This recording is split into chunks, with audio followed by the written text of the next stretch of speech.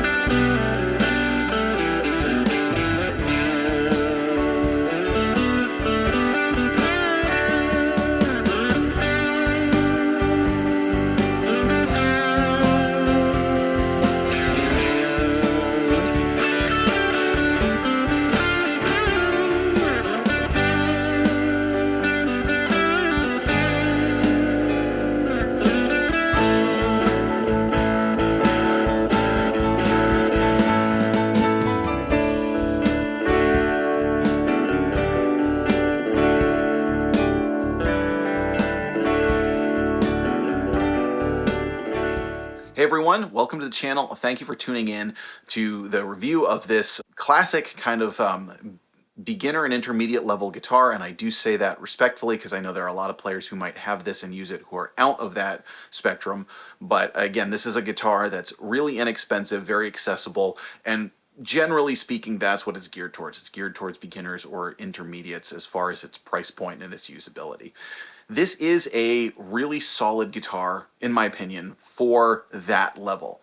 It's certainly modifiable also if you're somebody who, needs a Telecaster, you don't have a ton of money, but you might need it for some uses and things, and you want to modify it. It's certainly, a candidate for that. There might be some better options for it, but as it is as a guitar, it really sounds and plays pretty good. Now, when you're talking about guitars that are mostly geared towards beginners or intermediate players, one of the things that I look for more than tone is playability. And the thing that pleasantly surprised me about this guitar from the start was that this is a very playable guitar. It's very comfortable. The neck in particular, it has that satin or sanded, or it almost feels like unfinished kind of.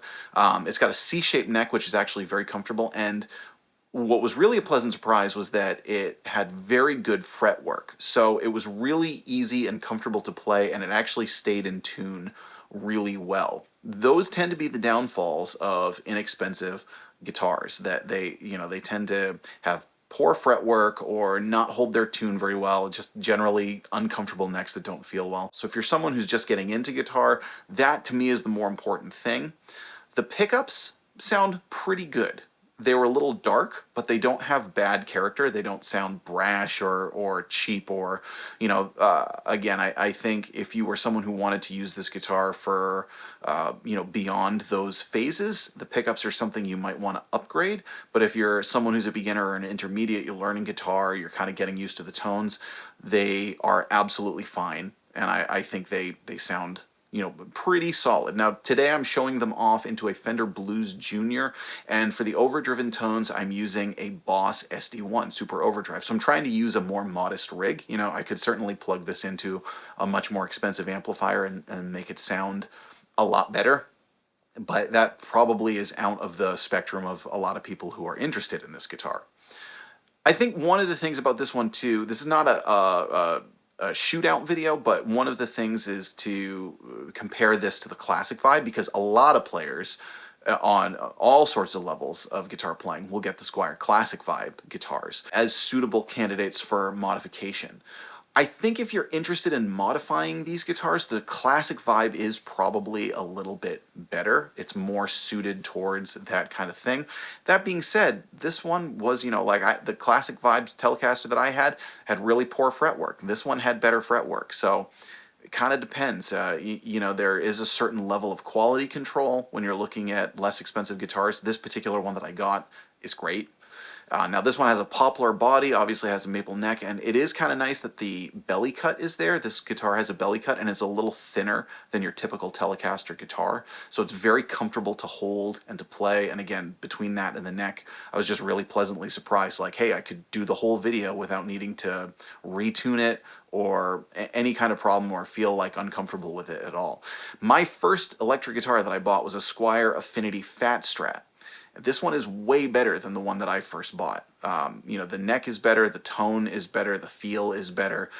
So I think Squier has definitely made major strides in upping their game. Now, of course, we're talking 20 years ago, so it's been a long time, but I think it is a really solid guitar for the money, and something that I think is, again, great for beginner or intermediate, and possibly a suitable candidate for updates if you're somebody looking to bring it to the next level. Now, I mentioned that this was sponsored by Zzounds. I'm part of Zzounds affiliate program, so I get this gear on loan to me as a way to bring this review to people. So if you're interested in this guitar, I have put a Zzounds link to it below. I also put links to the Blues Junior and the SD1 if you're interested in either of those pieces of gear. However, any shopping that you do through those links will support both me. I'll get a little commission off of anything you buy, and it obviously supports Zzounds. It gives them a sale. You get cool gear. It costs nothing extra to you. So if you're in the market for anything, please do your shopping through those links. That helps me out, and it helps this whole program for me to get my hands on gear that you all might like to see reviews of.